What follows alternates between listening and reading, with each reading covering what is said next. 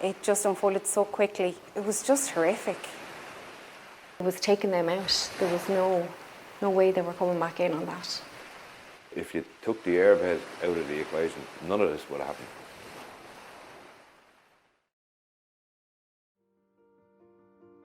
Over the past 5 years, the number of emergencies caused by inflatable toys and beds has more than trebled.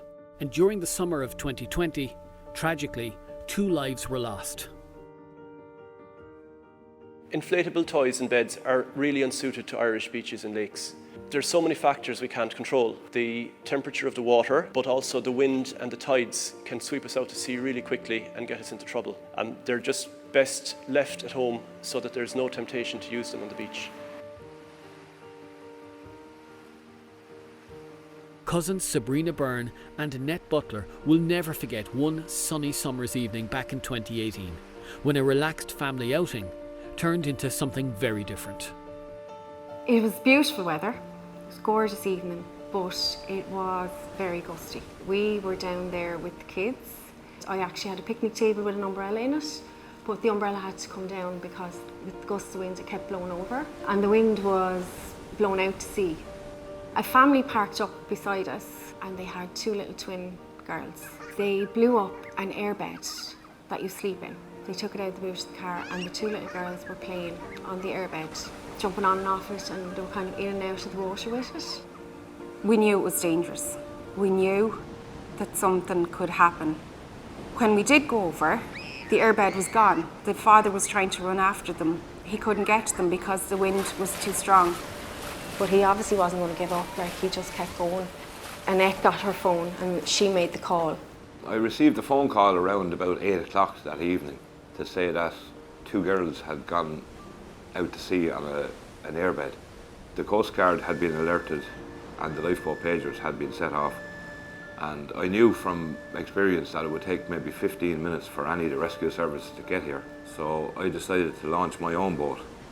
Within like a minute or 2, I suppose, there was another 3 or 4 men in the water as well, and they were all swimming for this air mattress with the 2 girls on it. At one stage I took a photograph just so that we know where to start searching for bodies. The dad reached the air mattress and he took one of the girls off it. He started swimming back towards shore with her. Now he was going under and so was she, and they took a lot of water on at that time. I just remember another man then taking her from the dad while the dad was going to go back out to the other girl, but the dad got into difficulty then and Hugh picked them up. I picked up the little girl and she was cold and in shock. She was very frightened. When they came in, everyone was just in disbelief. Didn't realise this could happen. It just unfolded so quickly. You panic. The very minute we saw those girls floating, like it was literally seconds and they were gone. Like the wind was so strong. We had enough first aiders on the night to treat both the little girl and the father with oxygen. What really, really saved the day, that they could act quick. Your natural instinct is to go in after a child to save a child. But if you're not equipped, you become in danger as well. So the more people go in, the more saves that have to be made.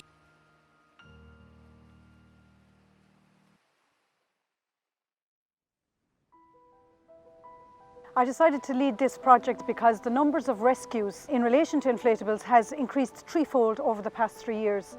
3 years ago there was 7 rescues and last year there was 19 rescues. So that's a big increase, and I've seen on the beaches myself as water safety officer the number of people, they bring their inflatables with them, and what has come as a fun object can turn into a tragedy with children in danger when they go on them. In the blink of an eye, with the currents and with the wind, things can change and children can be swept out to sea really fast. Well, I've seen several incidents over the years where people have been on inflatable toys that are completely and utterly unseaworthy. A lot of these inflatable toys are really inflatable killers and shouldn't be near the sea or inland waterways at all. So the big risk with inflatables is people that are playing on inflatables or using them are not properly prepared for ending up out of their depth, and it's very easy for someone to lose their balance, to slip into the water they will be drowned within a very short space of time. Generally, when we hear that someone's been swept out to sea, and particularly when it's a child, your heart sinks because you know what the likely outcome of that is going to be. As a winchman, as a paramedic, but also as a parent, these are very traumatic events. The message I'd like to give is never bring inflatable toys to the coast, to the beach, or to an inland waterway, because they're not really inflatable toys, they're inflatable killers. So one particular instance springs to mind, a 10-year-old girl helplessly adrift in an inflatable. She'd been in it with a couple of her friends, and some of them had actually got out, managed to swim ashore. But then, all alone, I don't think she thought she'd see her parents again. And the shoreline was getting smaller and smaller, and she was drifting away, and we found her maybe half mile from the shore. She was absolutely frantic, and she just wanted to get out of this thing. She just wanted to feel safe. She just wanted to get back to the beach. So the message would be, don't bring an inflatable to the beach. If you want an experience in the sea like that, maybe go to a kayaking class, go to an adventure centre, let the kids have a bit of fun in a controlled environment where they're supervised by professionals.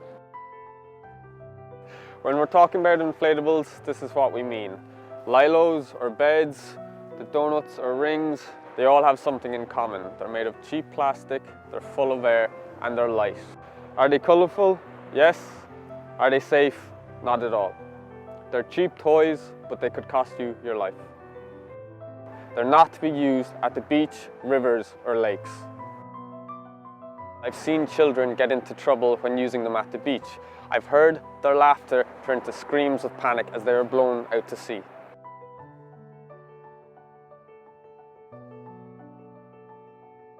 Don't buy them.